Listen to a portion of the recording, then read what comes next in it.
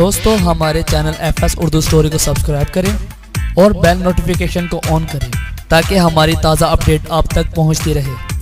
कफस episode 9।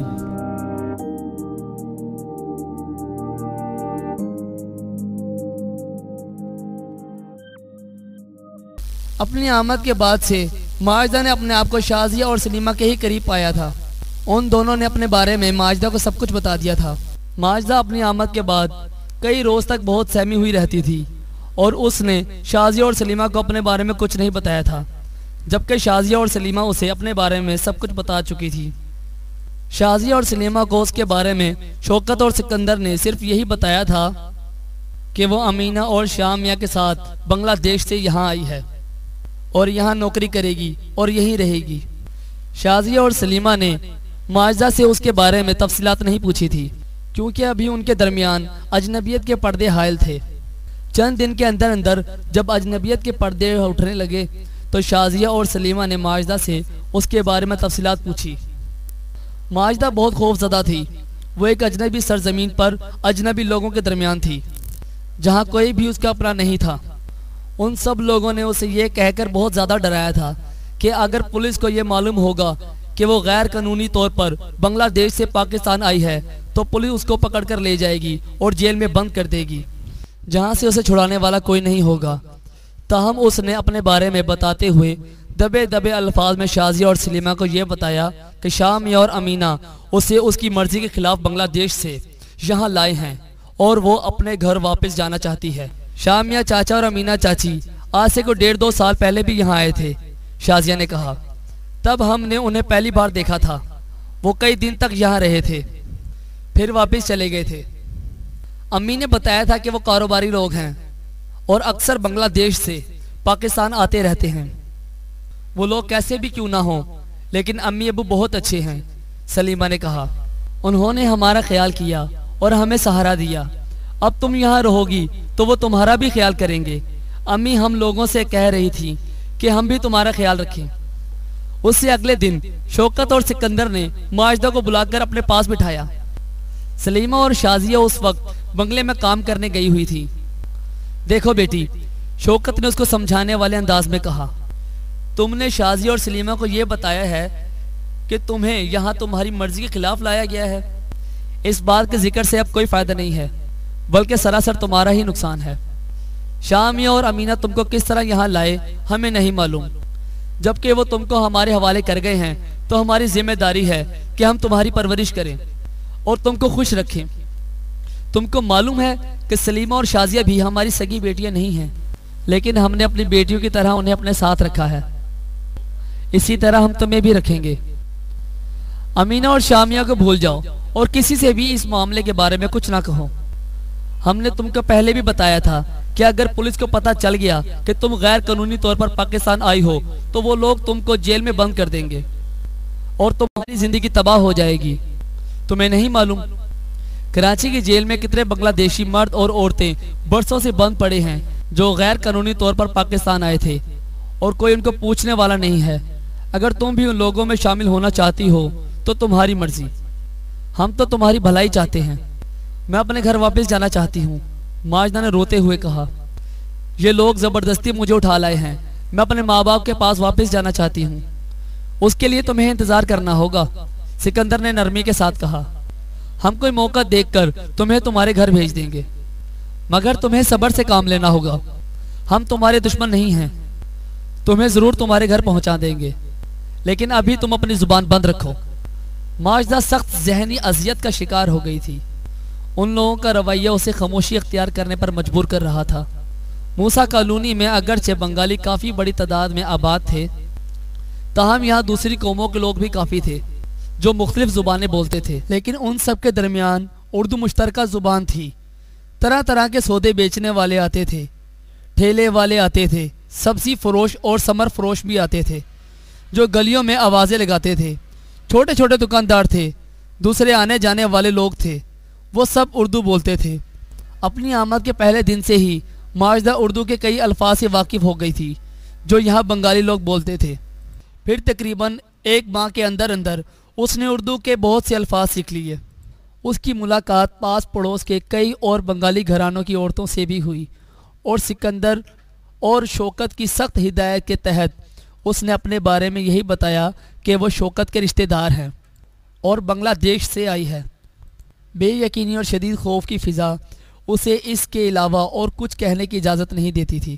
Shazia اور سلیمہ دونوں ایک ہی بنگلے میں کام کرتی تھیں جو موسیٰ کالونی کے قریب ہی واقع تھا۔ وہ دونوں وہاں چھوٹے بچوں کی دیکھ بھال اور خدمت میں مامور تھی اور صبح 9 بجے سے لے کر شام 6 بجے تک وہ وہاں رہتی تھیں۔ دوپہر کا کھانا انہیں بنگلے سے ہی ملتا تھا اور شام کو جب وہ کام ختم کر کے اپنے گھر واپس آتی تھیں تو اکثر سامان سے لدی پندی ہوتی تھیں۔ بیگمات بچا ہوا کھانا ان کے حوالے کر دیتی تھیں جسے وہ گھر لے آتی تھیں۔ اکثر کھانے کے علاوہ پھل وغیرہ بھی انہیں مل جاتے تھے۔ ماجدہ نے یہاں ایسے ایسے کھانے کھائے جو اس سے پہلے اس نے کبھی نہیں کھائے تھے اور جن کے لذت آمیز ذائقے سے وہ بالکل ناواقف تھی۔ یہاں آ کر اسے معلوم ہوا کہ صرف چاول اور مچھلی ہی خدا کی نعمت نہیں بلکہ یہ دنیا طرح طرح کی نعمتوں سے بھری پڑی ہے۔ اس نے یہاں ایسے ایسے پھل کھائے جو اس کے مادھو پور میں کہیں دیکھنے کو بھی نہیں ملتے تھے۔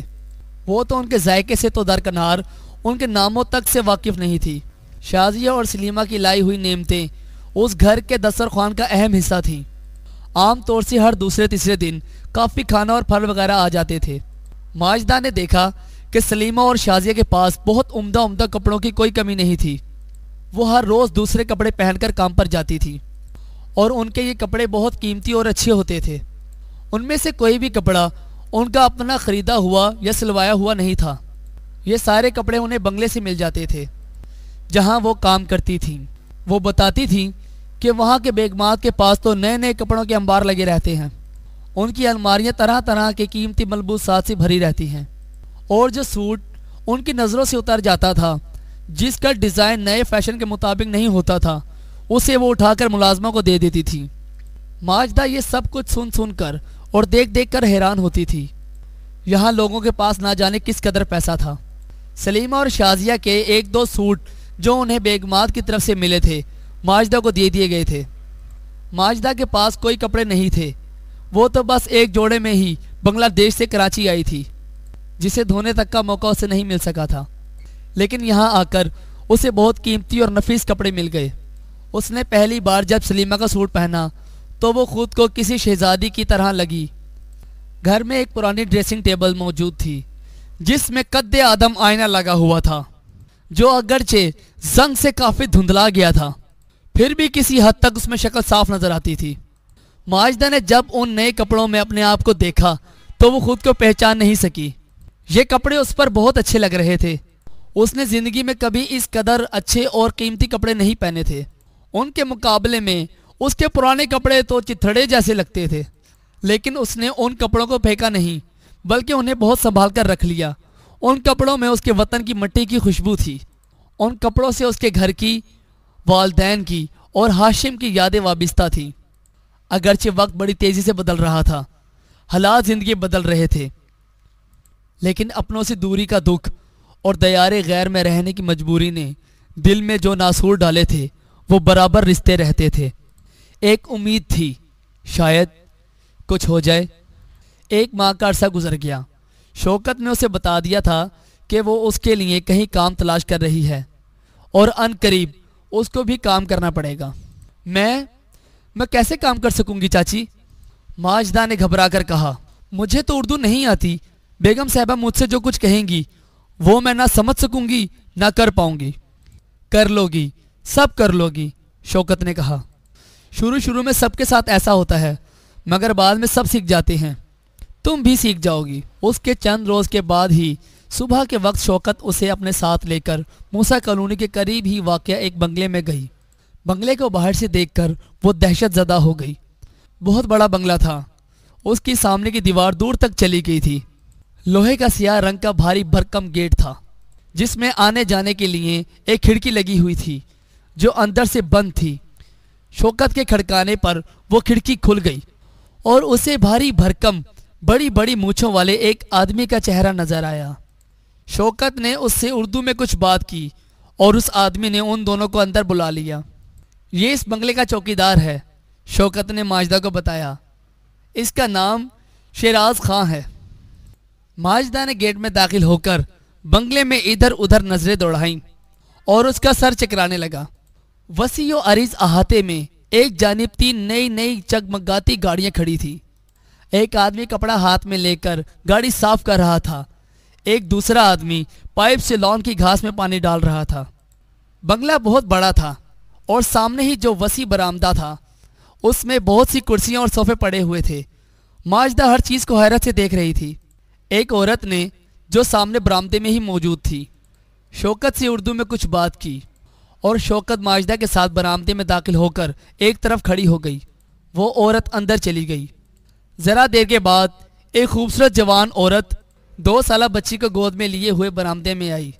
اس کے جسم پر خوبصورت لباس تھا اور وہ ہاتھوں میں سونے کی چوڑیاں اور کانوں میں سونے کے بڑے بڑے بندھے پہنے ہوئے تھی۔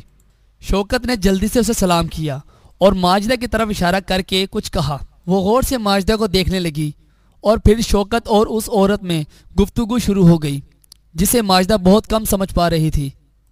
وہ زیادہ تر باتوں کو اس وقت سمجھ سکی جب وہ عورت اسے اور شوکت کو لیے ہوئے بنگلے کے اندرونی حصے میں گئی اور وہ لوگ ایک کمرے میں پہنچ گئے۔ ماجدہ کو تو پہلی نظر میں یہ کمرہ ہی لگا تھا، مگر یہ عام کمروں سے مختلف تھا۔ یہ ایک بڑا سا کمرہ تھا، خوب روشن اور صاف ستھرا۔ اس میں لکڑی کی چھوٹی چھوٹی الماریاں لگی ہوئی تھیں اور دیواروں پر ٹائلز لگے ہوئے تھے جن میں پھلوں کی تصویریں بنی ہوئی تھیں۔ ایک طرف ایک اونچا چولہا رکھا ہوا تھا جو ایک نہیں بلکہ کئی چولہوں پر مشتمل معلوم ہوتا تھا اور ان پر ہنڈیاں سنسنا رہی تھیں۔ درمیانہ عمر کی وہی عورت جو ابھی آئی تھی چولہے کے پاس کھڑی ہوئی تھی۔ کچھ دیر کے بعد ہی ماجدہ سمجھ سکی کہ یہ باورچی خانہ ہے۔ اس کی عقل حیران تھی کہ باورچی خانہ ایسا بھی ہو سکتا ہے۔ بیگم نے ماجدہ کی طرف اشارہ کر کے اس عورت سے کچھ بات کی اور پھر بیگم، شوکت اور اس عورت کے درمیان گفتگو ہوتی رہی۔ شوکت کے چہرے سے ظاہر ہو رہا تھا کہ وہ خاصی خوش اور مطمئن ہے۔ کچھ دیر کے بعد وہ لوگ باورچی خانے سے باہر نکل آئے۔ بیگم کسی کمرے کے اندر غائب ہو گئی اور جب وہ واپس آئی تو اس کے ہاتھ میں کچھ نوٹ تھے جو اس نے شوکت کو دیے۔ ان کے درمیان کچھ باتیں ہوئیں۔ شوکت اور ماجدہ وہاں سے باہر آ گئے۔ تمہیں کل سے یہاں باورچی خانے میں کام کرنے کے لیے آنا ہے، شوکت نے اسے بتایا۔ یہاں باورچی خانے میں جو عورت کام کرتی ہے اور جو وہاں موجود تھی اس کی مدد کے لیے ایک لڑکی کی ضرورت ہے۔ اس عورت کا نام نجمہ ہے۔ وہ تمہیں سارا کام سکھا دے گی، بس تم اس کی بات سمجھنے کی کوشش کرتی رہنا۔ میں کوشش کروں گی، ماجدہ نے آہستہ سے کہا۔ تم شازیہ اور سلیمہ کے ساتھ ہی گھر سے یہاں تک آ جانا، شوکت نے کہا۔ وہ دونوں تمہیں چھوڑتی ہوئی آگے چلی جائیں گی۔ تمہیں 3 بجے تک ڈیوٹی دینی ہوگی۔ 3 بجے میں خود آ کر تمہیں لے جاؤں گی۔ ابھی تمہیں راستوں وغیرہ کا ٹھیک سے پتہ نہیں۔ شوکت نے اس گھر کی بیگم سے جو روپے لیے تھے ان کے بارے میں اس نے ماجدہ کو کچھ نہیں بتایا اور نہ ہی یہ بتایا کہ اس کو کتنی تنخواہ ملے گی۔ اگلے دن وہ سلیمہ اور شازیہ کے ساتھ بنگلے تک پہنچی۔ سلیمہ اور شازیہ جہاں کام کرتی تھیں وہ جگہ اس سے آگے تھی۔ ماجدہ کا پہلا دن کچھ زیادہ خوشگوار نہیں گزرا۔ وہ اور نجمہ ایک دوسرے کی بات سمجھ نہیں پا رہی تھیں۔ ماجدہ نے نجمہ کے اشاروں کو سمجھتے ہوئے اس کی بہت مدد کی۔ نجمہ اس کے کام سے بہت خوش ہوئی۔ 3 بجے شوکت اسے لینے آ گئی۔ اگلے 2 ماہ کے اندر اندر ماجدہ نے نہ صرف یہ کہ کافی کام سیکھ لیا بلکہ وہ اردو بھی خاصی سمجھنے لگی۔ اسے کھانوں میں استعمال ہونے والی تمام چیزوں کے، سبزیوں کے اور پھلوں وغیرہ کے نام یاد ہو گئے، برتنوں کے نام یاد ہو گئے اور وہ زیادہ بہتر طور پر کام کرنے لگی۔ اب وہ ٹوٹی پھوٹی اردو میں بھی بات چیت کر لیا کرتی تھی۔ ماجدہ کو موسیٰ کالونی میں رہتے ہوئے 6 ماہ کا عرصہ گزر گیا۔ اس عرصے کے دوران اس کے لیے زبان کا مسئلہ کافی حد تک حل ہو چکا تھا۔ وہ اردو میں اپنا مافی الضمیر بڑی حد تک بیان کر سکتی تھی اور دوسروں کی بات سمجھ سکتی تھی۔ اس تمام عرصے کے دوران گھر کی یاد اس کا سب سے زیادہ اہم اور قیمتی سرمایہ بنی رہی۔ اگرچہ اب گزرے ہوئے مناظر پر آہستہ آہستہ وقت کی دھول جمنی شروع ہو گئی تھی اور زندگی کی موجودہ مصروفیات اس کے وجود پر حاوی ہوتی جا رہی تھی، لیکن جس دکھ کو وہ اپنے ساتھ لے کر آتی تھی اس سے تو چھٹکارا پانے کی کوئی کوشش، کوئی سبیل نظر نہیں آتی تھی۔ اس نے جب سے بنگلے میں کام کرنا شروع کیا تھا تب سے اس پر زندگی کے بہت سارے نئے نئے اور نام معلوم گوشوں کا انکشاف ہوا تھا۔ وہ جس بنگلے میں کام کر رہی تھی اس کے مالک کے بارے میں شوکت نے اس کو بتایا تھا کہ اس کے موٹروں کے پرزے فروخت کرنے کا بہت بڑا کاروبار ہے اور شہر میں اس کی دکانیں ہیں، اور اس ایک مکان کے علاوہ جس میں وہ رہتا ہے اس کے کئی اور مکانات بھی ہیں۔ وہ بہت دولت مند آدمی تھا۔ ماجدہ حیرت کے ساتھ دیکھتی تھی کہ اس گھر میں صرف 4 افراد رہتے تھے، ایک تو صاحب، خود ایک بیگم اور 2 بچے۔ بڑا لڑکا تقریباً 6 سال کا تھا اور چھوٹی لڑکی کوئی 2 سال کی، لیکن نوکر اس مکان میں 5 تھے جو اب ماجدہ کو ملا کر 6 ہو گئے تھے۔ ایک ڈرائیور تھا، ایک چوکیدار، ایک مالی اور ایک آدمی گھر کی صفائی ستھرائی کرنے اور باہر کے کاموں کے لیے تھا۔ ایک عورت باورچی خانے میں کام کرتی تھی اور اب ماجدہ بھی اس کے ساتھ شامل ہو گئی تھی۔ نوکروں کی تعداد گھر کے مکینوں سے زیادہ تھی۔ گھر اندر سے اس قدر بڑا تھا کہ ماجدہ کو اس کے بڑے بڑے کمروں سے خوف آتا تھا۔ یہ بڑے بڑے کمرے طرح طرح کے ایسے قیمتی اور اعلیٰ درجے کے ساز و سامان سے بھرے ہوئے تھے جو ماجدہ کی نظروں سے پہلے کبھی نہیں گزرا تھا، مگر زیادہ تر کمرے خالی پڑے رہتے تھے۔ اس عظیم و شان مکان کے مقابلے میں ماجدہ موسیٰ کالونی کے گھروندوں جیسے چھوٹے چھوٹے کچے پکے اور گندے گھروں کو دیکھتی، شوکت اور سکندر کے گھر کو دیکھتی جس کے قریب سے گندے پانی کا نالا گزرتا تھا، اپنے گھر کو یاد کرتی اور گاؤں کے دوسرے گھروں کو بھی یاد کرتی تو اسے احساس ہوتا کہ اس کی ایک دنیا میں بیک وقت کتنی بہت سی دنیایں آباد ہیں اور وہ ساری کی ساری دنیایں ایک دوسرے سے کس قدر مختلف ہیں۔ موسیٰ کالونی سے اس بنگلے تک جہاں ماجدہ کام کرتی تھی بہت زیادہ فاصلہ نہیں تھا۔ وہ پیدل ہی آتی جاتی تھی، لیکن ایک جگہ سے دوسری جگہ پہنچتے ہی جیسے زمین کے تیور بدل جاتے تھے، آسمان کے رنگ بدل جاتے تھے، ہواؤں کے رخ بدل جاتے تھے۔ گھر میں نوکروں کو ملا کر کل 10 افراد تھے، لیکن کھانا ہمیشہ 10 سے زیادہ افراد کا پکتا تھا۔ اکثر مہمان آتے رہتے تھے جو زیادہ تر رات کو آتے تھے اور کھانا بھی کھاتے تھے۔ ماجدہ کی ہم عمر کوئی لڑکی اس گھر میں موجود نہیں تھی، تاہم بیگم نے اپنے کئی بڑے عمدہ اور قیمتی شلوار سوٹ ماجدہ کو دے دیے اور اس سے کہا کہ وہ شوکت سے کہہ کر ان کو اپنے سائز کے مطابق بنوا لے۔ کھانے کو تو اتنا ملتا تھا کہ ماجدہ نے زندگی میں کھانے کی اس قدر فراوانی نہیں دیکھی تھی۔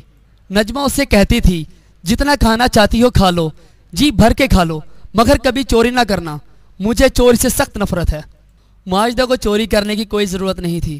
باورچی خانے میں نجمہ کی حکمرانی تھی اور بیگم اس کے معاملات میں بہت کم دخل دیتی تھی۔ وہ صرف احکامات جاری کر دیتی تھی، ان پر عمل کرنا نجمہ کا کام تھا۔ بیگم کا زیادہ تر وقت سونے، ٹی وی دیکھنے اور بچوں کی دیکھ بھال کرنے میں صرف ہوتا تھا۔ اس کے کمرے میں ایک بڑا سا ٹی وی تھا جو زیادہ تر کھلا رہتا تھا۔ ماجدہ نے پہلی بار کراچی میں VCR دیکھا جس پر ہندوستانی فلمیں دکھائی جاتی تھی۔ ماجدہ کو دونوں بچے بہت اچھے لگتے تھے۔ جب فرصت میں ہوتی تو ان کے ساتھ کھیلتی اور ان سے ملی جلی اردو اور بنگالی زبان میں پیار محبت کی باتیں کرتی۔ بیگم اس کی زبان سن کر خوب ہنستی، مگر وہ بچوں کو اپنی بات سمجھانے میں ضرور کامیاب ہو جاتی تھی۔ بیگم ایک دن بازار گئی تو اس کے اور نجمہ کے لیے چوڑیاں لے کر آئی۔ ماجدہ کو بہت اچھا لگا۔ اس نے گھر جا کر وہ چوڑیاں پہنی اور ان کے ساتھ بہت اچھے کپڑے پہنے۔ پھر اس نے خود کو آئینے میں دیکھا اور ایک غمناک مسکراہٹ اس کے ہونٹوں پر بکھر گئی۔ کاش ہاشم بھی ہوتا، بابا اور اماں بھی ہوتے، بھائی بہن بھی ہوتے۔ اسے سجا بنا دیکھ کر وہ سب کے سب کتنا خوش ہوتے، لیکن وہ لوگ تو جیسے کسی اور ہی دنیا کی داستان بن گئے تھے۔ ماجدہ کو یہ کبھی نہیں معلوم ہو سکا کہ اس کو کیا ماہانہ تنخواہ ملتی ہے۔ اس کی تنخواہ اس کے ہاتھ میں نہیں آتی تھی۔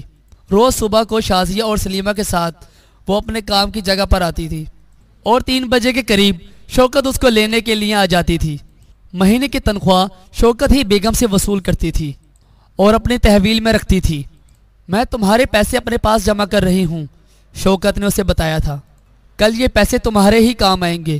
وہ ماجدہ کو تھوڑے سے پیسے دے دیتی تھی تاکہ وہ کوئی چھوٹی موٹی چیزیں خرید لے اور اپنے چھوٹے موٹے اخراجات پورے کر لے۔ ماجدہ نے خود اس سے کبھی پیسے نہیں مانگے تھے۔ اس روز شام کو جب کہ ماجدہ گھر میں تھی، اچانک باہر گلی میں کچھ شور سا اٹھا۔ کوئی آدمی زور زور سے کر رہا تھا، آہوزاری کر رہا تھا۔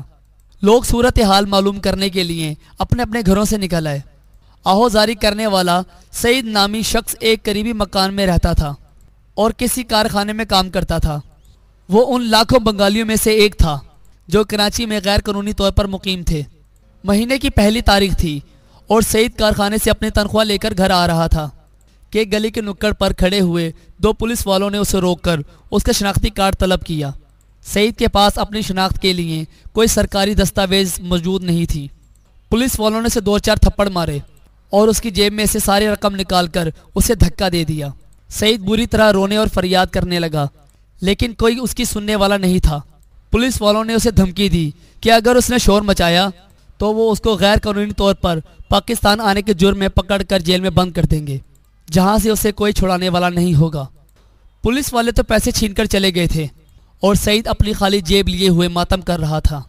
گہری سانولی رنگت، چھوٹے قد اور دبلے پتلے سے جسم والا سعید، جو ایک پرانی سی پینٹ شرٹ میں ملبوس تھا، کئی لوگوں کے درمیان گھرا ہوا بے بسی کے عالم میں اپنی دکھ بھری داستان سنا رہا تھا۔ ماجدہ کو اس واقعے سے دکھ تو بہت ہوا، لیکن اسے اس پر کوئی تعجب نہیں ہوا۔ یہاں آنے کے کچھ ہی دنوں کے بعد وہ یہاں کے رہنے والے بہت سے بنگالیوں کے دکھوں اور مشکلات سے واقف ہو گئی تھی۔ شوکت اور سکندر نے خاص طور سے اس کو ان ساری باتوں سے آگاہ کیا تھا۔ یہاں بنگالیوں کی خاصی تعداد ایسی تھی جو غیر قانونی طور پر پاکستان میں مقیم تھے، اور یہ لوگ ایک مستقل خوف کے عالم میں زندگی گزارتے تھے۔ پولیس والے ان سے باقاعدہ بھتہ لیتے تھے اور اس کے علاوہ اکثر ان کی کمائی بھی چھین لیتے تھے۔ پولیس کی ٹولیاں گلیوں میں منڈلاتی رہتی تھیں اور عام طور سے پہلی تاریخ کو گلیوں کے نکڑ پر کھڑے ہو کر کام پر سے واپس آنے والے غیر قانونی تارک وطن بنگالیوں کا انتظار کرتے۔ وہ انہیں روک کر ان سے ان کی مہینے بھر کی کمائی چھین لیتے اور احتجاج کی صورت میں جیل میں بند کر دینے کی دھمکی دیتے۔ بنگالیوں کو پولیس والوں سے بہت بچ بچا کر رہنا پڑتا تھا۔ پیسے چھین لینے کے واقعات آئے دن ہوا کرتے تھے۔ ماجدہ یہ ساری باتیں سن کر اور بھی خوفزدہ ہو گئی تھی اور اس نے اپنی زبان کو بند ہی رکھنا مناسب سمجھا تھا۔ وہ خود بھی تو غیر قانونی طور پر یہاں مقیم تھی۔ موسیٰ کالونی میں اپنے 1 سالہ قیام کے دوران ماجدہ کو یہاں رہنے والے بنگالیوں کی زندگی کے اور بھی بہت سے گوشوں سے واقف ہونے کا موقع ملا تھا۔ یہاں رہنے والی زیادہ تر عورتیں بنگلوں اور گھروں میں کام کرتی تھیں۔ کچھ عورتیں ایسی بھی تھیں جو سارا دن کے لیے صرف ایک ہی گھر میں کام کرتی تھیں، لیکن بہت سی ایسی تھیں جو ایک دن میں کئی گھروں کے کام کرتی تھیں۔ ایک گھر سے دوسرے گھر میں کام کر کے ہر جگہ سے الگ الگ تنخواہ وصول کرتی تھیں۔ تمام کام کرنے والی عورتوں کو بہت اچھی تنخواہیں ملتی تھیں اور وہ اپنے ساتھ اپنی چھوٹی عمر کی بچیوں کو بھی کام پر لے جاتی تھیں۔ اس طرح وہ کم وقت میں زیادہ گھروں کا کام کر لیتی تھیں اور زیادہ پیسے کما لیتی تھیں۔ ان عورتوں کو اپنے اور اپنے بچوں کے کپڑوں کے لیے کوئی رقم خرچ نہیں کرنی پڑتی تھی، کیونکہ خوشحال گھرانوں سے ان کو اور ان کے بچوں کو بہت سارے کپڑے مل جاتے تھے جو بہت اچھی حالت میں ہوتے تھے۔ بہت سی عورتیں اپنے مردوں کے لیے بھی کپڑے مانگ لیتی تھیں، اسی لیے گھروں میں کام کرنے والی زیادہ تر عورتیں بہت اچھے اور قیمتی ملبوسات میں نظر آتی تھیں۔ انہیں دیکھ کر یہ گمان نہیں گزرتا تھا کہ وہ گھروں میں کام کرنے والی ماسیاں ہیں۔ ماجدہ کو یہ بات بھی معلوم تھی کہ کراچی میں گھروں میں جھاڑو برتن کرنے والی عورت کو ماسی کہا جاتا ہے۔ بنگالی مرد کئی طرح کے کام کرتے تھے، مگر سب سے زیادہ وہ مرغیوں کی دکانوں پر کام کرتے تھے۔ بہت سے بنگالی تعمیراتی ٹھیکیداروں کے ساتھ کام کرتے تھے اور بہت سی ہوٹلوں، کارخانوں اور فیکٹریوں وغیرہ میں بھی کام کرتے تھے۔ مگر بہت سارے بنگالی مرد ایسے بھی تھے جو کچھ نہیں کرتے تھے اور صرف عیش کرتے تھے۔ ان کی بیویاں گھروں میں کام کرتی تھیں اور یہ خود آرام کرتے تھے۔ کتنے ہی بنگالیوں نے 2 شادیاں کر رکھی تھی اور ان کے ڈھیروں بچے تھے جن کے پرورش سے ان کا کوئی واسطہ نہیں تھا۔ ان بچوں کو ان کی مائیں ہی کسی نہ کسی طرح پالتی تھی، جو صبح سے شام تک گھروں میں جھاڑو برتن کرتی تھی۔ ان میں سے بہت سارے مرد نشے کے عادی تھے اور بیویوں کی کمائی سے نشے کا شوق پورا کرتے تھے۔ جب کبھی پولیس ان کو پکڑتی تو ان کی بیویاں ہی پولیس کو پیسے دے کر انہیں چھڑاتی۔ ماجدہ کھلی آنکھوں اور کھلے کانوں کے ساتھ اس بستی میں رہ رہی تھی اور زیادہ سے زیادہ معلومات کو اپنے دل و دماغ میں سمیٹتی جا رہی تھی۔ تاہم بہت سی باتیں تھیں جو اس کے سمجھ میں بالکل نہیں آتی تھیں۔ اسے آج تک ٹھیک سے یہ نہیں معلوم ہو سکا تھا کہ سکندر کیا کام کرتا ہے۔ شازیہ اور سلیمہ کو بھی یہ بات وثوق سے معلوم نہیں تھی۔ سب کو یہی بتایا گیا تھا کہ سکندر کسی ہوٹل میں مرغیاں سپلائی کرنے کا کاروبار کرتا ہے، لیکن اس کی زبان سے اس قسم کی کاروباری مصروفیات کے بارے میں شاید ہی کبھی کوئی بات سنی گئی ہو۔ اکثر وہ کئی دن کے لیے گھر سے غائب ہو جاتا اور شوکت لڑکیوں کو بتاتی کہ وہ کاروبار کے سلسلے میں گیا ہوا ہے۔ اکثر رات کے وقت اس کے پاس کچھ لوگ آتے اور وہ ان کے ساتھ کمرے میں بند ہو کر بیٹھ جاتا اور گھنٹوں گزر جاتے۔ اکثر شوکت بھی ان لوگوں کے ساتھ ہوتی۔ ان کی ان مصروفیات کو بھی کاروباری سرگرمیاں قرار دیا جاتا۔ ایک روز شام کے وقت کچھ لوگ گھر پر آئے۔ وہ 3 آدمی تھے اور لمبی لمبی قمیضیں اور بھاری گھیر کی شلواریں پہنے ہوئے تھے۔ انہیں کمرے میں بٹھایا گیا اور سکندر اور شوکت ان کے ساتھ بات چیت میں مصروف ہو گئے۔ شوکت نے سلیمہ کو حکم دیا کہ وہ مہمانوں کے لیے چائے بنا کر لے آئے۔ سلیمہ چائے بنا کر لے گئی۔ کچھ دیر کے بعد شوکت نے کمرے کے دروازے پر آ کر شازیہ کو آواز دی اور اس سے کہا، چائے کے برتن اٹھا لو شازیہ۔ شازیہ کمرے میں گئی اور اس نے وہاں سے چائے کے برتن اٹھا لیے۔ مہمان کافی دیر تک بیٹھے رہے۔ کمرے کا دروازہ اندر سے بند تھا۔ معلوم نہیں ان کے درمیان کیا گفتگو ہو رہی تھی۔ کافی دیر کے بعد وہ لوگ رخصت ہو گئے اور سکندر بھی ان کے ساتھ چلا گیا اور پھر کافی دیر کے بعد واپس آیا۔ اس کے چند دن بعد ہی اس نے شازیہ اور سلیمہ کا کام چھڑوا دیا۔ اس نے ان دونوں سے کہا کہ وہ ان کے لیے ایک زیادہ تنخواہ والے کام کا بندوبست کر رہی ہے جو ان کے موجودہ کام سے بہت بہتر ہوگا۔ چنانچہ اگلے دن سے شازیہ اور سلیمہ نے کام پر جانا چھوڑ دیا اور وہ سارا دن گھر پر ہی رہنے لگی۔ ماجدہ جب اپنے کام سے واپس آتی تو شازیہ اور سلیمہ کو گھر پر ہی پاتی تھی۔ اس روز جب ماجدہ شوکت کے ساتھ گھر واپس آئی تو اس نے سلیمہ اور شازیہ کو گھر میں نہیں پایا۔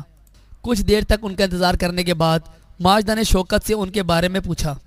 ان کے نکاح ہو گئے ہیں اور وہ اپنے اپنے شوہروں کے ساتھ چلی گئی ہیں، شوکت نے سنجیدگی کے ساتھ جواب دیا اور ماجدہ کا کلیجہ دھک سے رہ گیا۔ نکاح؟ اس نے لرز کر کہا، مگر کیسے؟ اتنی جلدی؟ اچانک؟ اور کس کے ساتھ؟ جلدی تو نہیں، ہاں اچانک ضرور ہے، شوکت نے کہا۔ ہم نے ان کی شادی کافی عرصے پہلے طے کر دی تھی۔ اب اچانک ان کے شوہروں نے کہا کہ وہ نکاح کر کے اپنی بیویوں کو لے جانا چاہتے ہیں۔ میں تو ان سے مہلت مانگ رہی تھی مگر انہوں نے کہا کہ انہیں جلد ہی کراچی سے باہر جانا ہے۔ چنانچہ میں نے اور تمہارے چاچا نے دونوں بیٹیوں کا نکاح کر دیا۔ مگر چاچی، یہ سب کیسے ہو گیا؟ ماجدہ کے سمجھ میں نہیں آ رہا تھا کہ وہ کیا کہے، کیا پوچھے۔ اس کا تو سر چکرانے لگا تھا۔ کیوں بیٹی؟ شوکت نے سکون کے ساتھ کہا۔ اس میں تعجب کی کیا بات ہے؟ لڑکیاں جب بڑی ہو جاتی ہیں تو ان کی شادیاں کر دی جاتی ہیں۔ وہ دونوں بھی بڑی ہو گئی تھیں، شادیاں بھی پہلے سے طے تھیں۔ ان کے ہونے والے شوہروں نے جلدی کی، ہم نے شادی کر دی۔ ماجدہ نے اپنے گاؤں میں بہت سی شادیاں دیکھی تھیں۔ یہاں موسیٰ کالونی میں بھی اس نے بنگالیوں کی کئی شادیاں دیکھی تھیں۔ وہ شادی کی رنگا رنگ تقریبات اور ان کے ہنگاموں سے بخوبی واقف تھی۔ لیکن یہ کیسی شادی تھی؟ نہ کوئی بارات آئی، نہ دلہنیں سجی، نہ مہمان آئے، کچھ بھی تو نہیں ہوا اور شادی ہو گئی۔ ابھی تو سب کچھ جلدی میں ہی ہو گیا، شوکت نے کہا، مگر ہم جلد ہی بڑی دعوت کریں گے، بہت سے لوگوں کو بلائیں گے۔